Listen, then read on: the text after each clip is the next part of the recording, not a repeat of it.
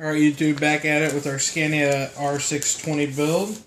In this video we're going to do steps 25, 26, and 27. 25 is going to be dropping our transmission in.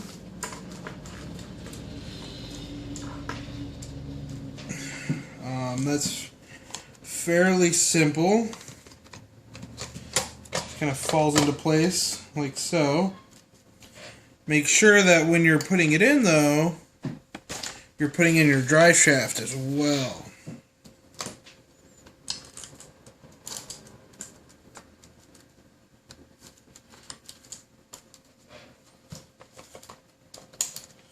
Alrighty.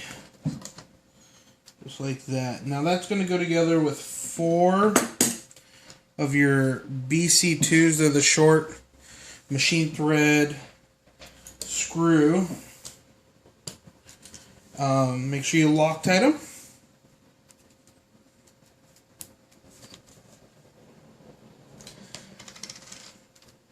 And don't cinch them all down until you've got them all in. It'll make installing it a little bit easier if you're not got one that's tight and you have to loosen it and retighten it and loosen it and retighten it. So just get all 4 of them in, then we'll cinch them down, and we'll move on. Now we're getting to the point where we're having to open up the MFU unit, the MFC I mean. Make sure that when you're doing this, you're keeping things segregated and separated. You don't want to have too much stuff on your workbench that leads to lost pieces. I tend to keep my my box on the ground right next to me, so that way I'm easily access all my plastic pieces, which stay on the tree until I pull them out. So it just helps me keep organized. Now you notice I haven't put any links on. I don't plan on doing that until I figure out my servo situation. It's just going to save me a bit of a headache. So, once that one's on, we're going to set the frame aside, and we're going to go ahead and start building our 5th wheel, or not our 5th wheel, our gooseneck assembly for the bed of the truck. This is where we come into our first part of the MFU unit. It is this switch. You can see it just goes one direction. Does not go back. So make sure you're installing it correctly. In order to get this part in, though, we have to build a couple pieces ahead of time. So let's start with building our the first portion of our 26. That's going to involve our hook. Now, holding our hook like this, we'll put a screw, our BB4, into the first hole, and that is going to get our retaining spring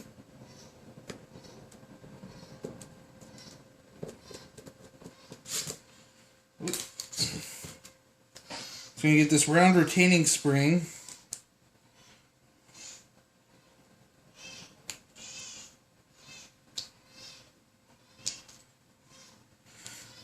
like so, and just don't cinch it all the way down, but get it so there's no lateral plane here. You don't want that spring to jump around too much. So not overly tight, just a little loose so it can spin this way, but nothing crazy. So once we've got that, our next step is to put our ball link into the other hole.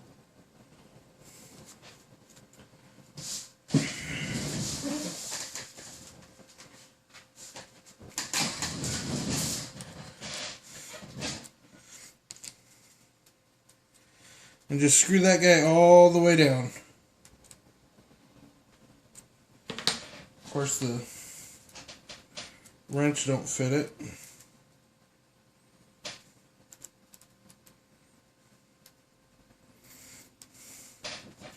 So you use this goofy wrench.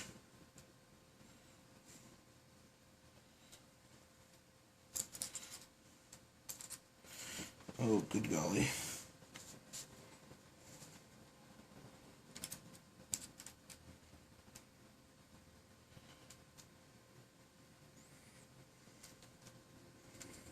There we go. So just like that. And then once that step's done, what we'll do is we'll get our big plate the trailer actually locks into. We'll take the metal bracket, which is ME19, and our plastic plate is, where's the part number? X3. This is X4. So we'll take that one, and we'll take our hook piece and our brass collet, or spacer, or bushing, however you want to call it. That goes through, and in the middle of our assembly there's a single hole which screws into the brass piece. They are calling for Loctite, so make sure you Loctite it. And once that's tight, you should be able to wiggle your hook, so that way when your trailer bumps into it, it hooks into place. So once you've got that done, you take another one of your BB4s, your tiny screws, and that gets screwed into the hole right here, and that's going to hold our spring.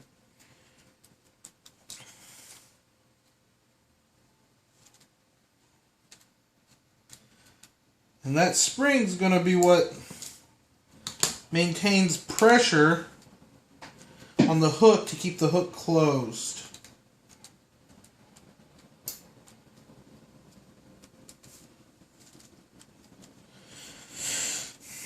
So screw that in real quick. Again, make sure it's tight so it don't go back up and down, but not so tight that it don't spin slightly to the left or right as you wiggle it. So once we got that done, we put one more screw.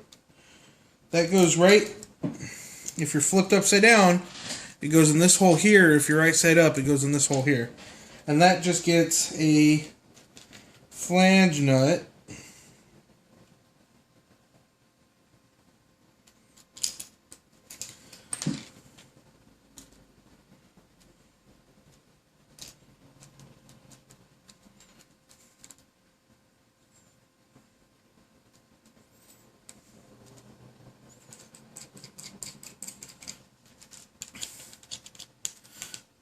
Cinch that down nice and tight.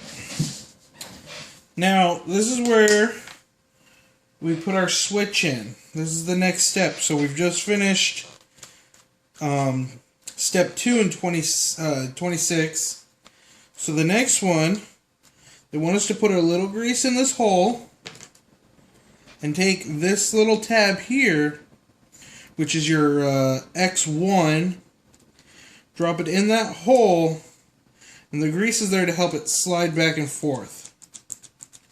So, once you've got that in, they want you to take the spring, ME14, that also goes in that hole. I don't want to put it in until I greased it, obviously. So that also goes in that hole, and that's going to hold this in place too.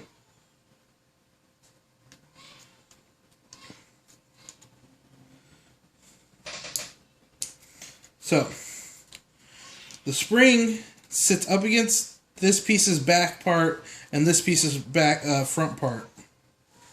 Kind of, see if I can get us a view of this.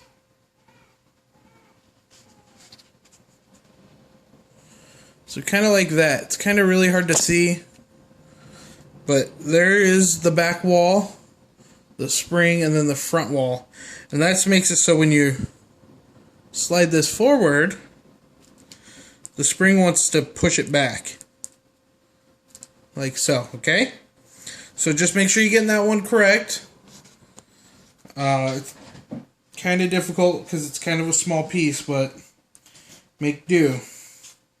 So, once that piece is in, we go ahead and pull out this piece, which is your X2 piece. And your X2 piece, excuse me, goes in like this. So you got the big hole in the bottom, a little bar here, and the big hole. And this is the slit here that you're seeing is where your pin slides through and sits on it. So, but before we put that piece in, we need to put our switch in. Okay? Our switch goes in like this. Okay. You notice that the writing on the switch excuse me, is facing down. I don't know if that's on all switches, but on mine it is. The tab is facing the flat portion here and rocks into itself. And they do that so when you set this piece in,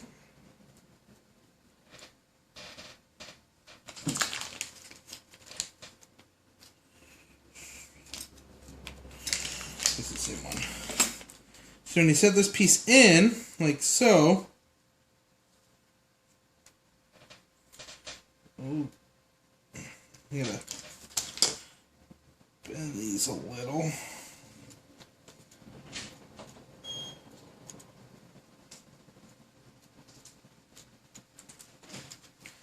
Okay.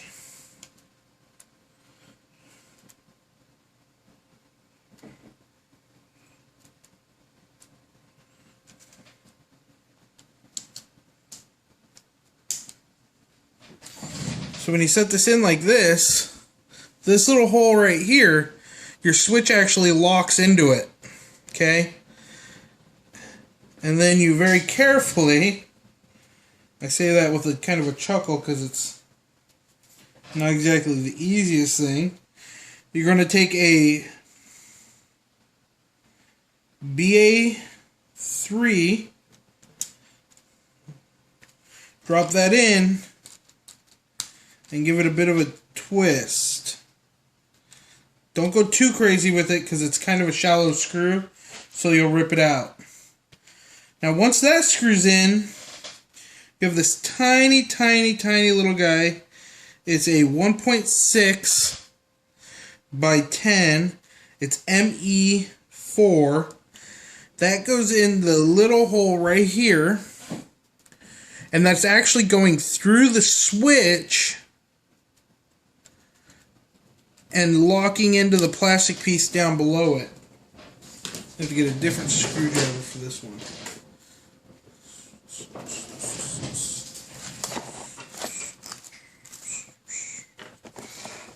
Okay, sorry about the moving camera, guys. Okay, get a different, smaller bit. Just run that in. Again, just be real careful because you're talking like tiny, tiny screws, tiny, tiny threads. So just get that locked in like that. And in this last hole, you're getting a pressure nut. It's kind of a flat washer looking guy. It's got... Move some stuff so I can turn the camera back. It's got little serrated teeth. It's really hard to see. But that drops in with the teeth facing in, so when you put a screw into it, like we're about to do, that nut actually grabs the plastic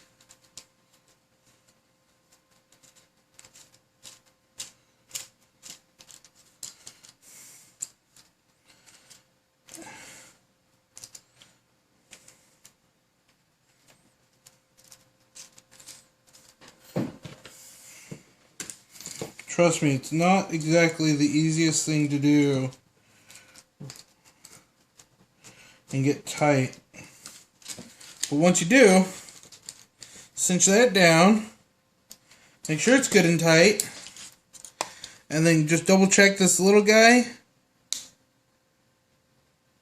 Make sure it's tight, and you've completed your coupler. So now what happens, it's going to be hard to see, but when you back into your trailer, this piece actually is going to hit the switch, which is going to cause your sound effect. So that's your couple up and uncouple. So that's how that's going to work, right?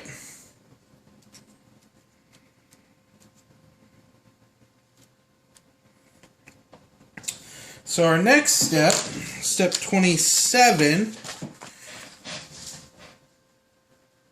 we're going to, attach the Kingpin, which we just assembled, to our rocker plate, which is going to bolt to the lower portion, and that's what causes our Kingpin to rock. To do that, we just need this long pin ME9 and a spring, which I'm glad they added. I don't know if this kit's newer than the King Hauler or not, but this spring right here is actually going to force your Kingpin to stay in the right direction. Because I noticed on the King Hauler, the Kingpin actually wants to rest backwards, which makes coupling the trailer kind of difficult. So, what you're going to do is you're just going to push this in place.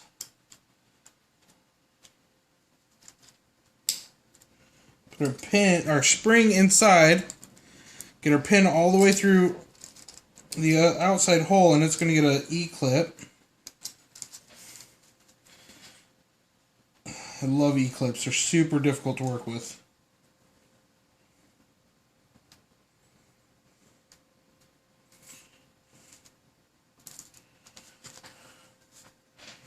So once you get this E-clip on,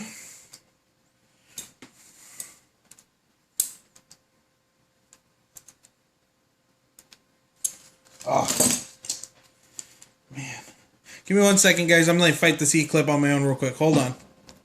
Alrighty, I'm back. Only took me 10 tries, but we got it. So, this plate comes out of the kit, the multi-function kit. I'm using it because it's got a couple extra holes on the side, which should help with lining up the words and things, the wires, so I can get the wire through this hole a little nicer. But to get that thing in, once your bracket's on, forgetting a step, you're going to make this rod first. You can see it's right here is our instructions. So just twist on, but you want to make it first actually, before I forget, so you can put it on before you put this in. Now this kit, this multi-function kit, does not unlock the Kingpin for you. You still have to manually unlock the Kingpin. The kit that does that is the leg kit. Comes with a setup to do that. So, to put this together, you're just going to use two BA3s, the 3x8, with a little Loctite.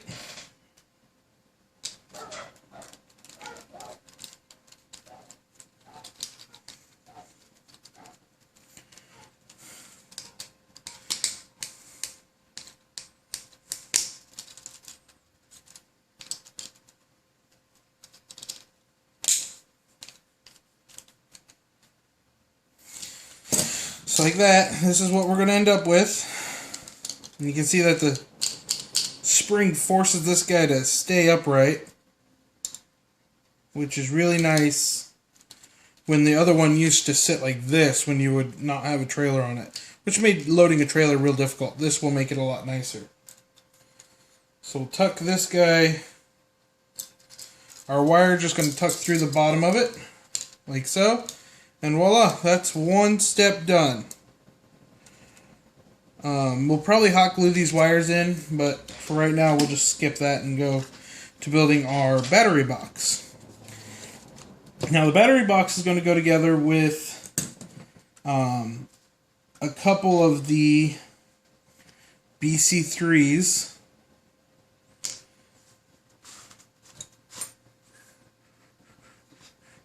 So, to do so,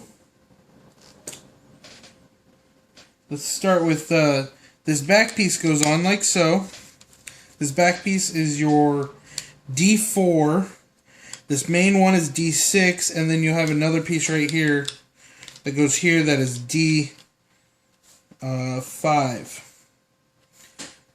And then this piece under here, which is D1. So to do this one, we're going to use two of the BB1s. They're the longer self-tapping screws.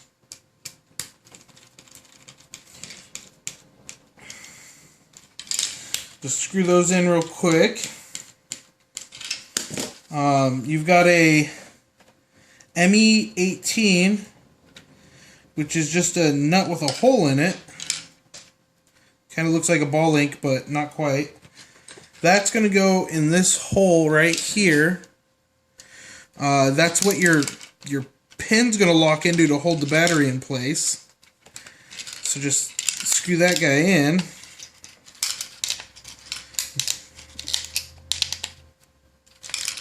Pay attention to the way your hole lines up so you can get proper pinning when you go to do a pin.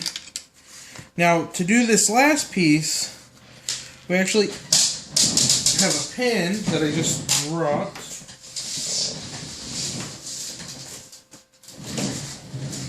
This pin goes through here. It's your ME11 and just kind of allows this to wiggle. And then once that's in,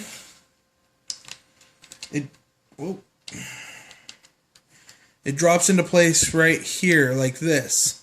There's two grooves in that to allow it to go in. And that's what our last piece here is for, is to cap that and make everything stay put. And that last piece is just held on with two BC3s, your 3x8mm self-tapping screws.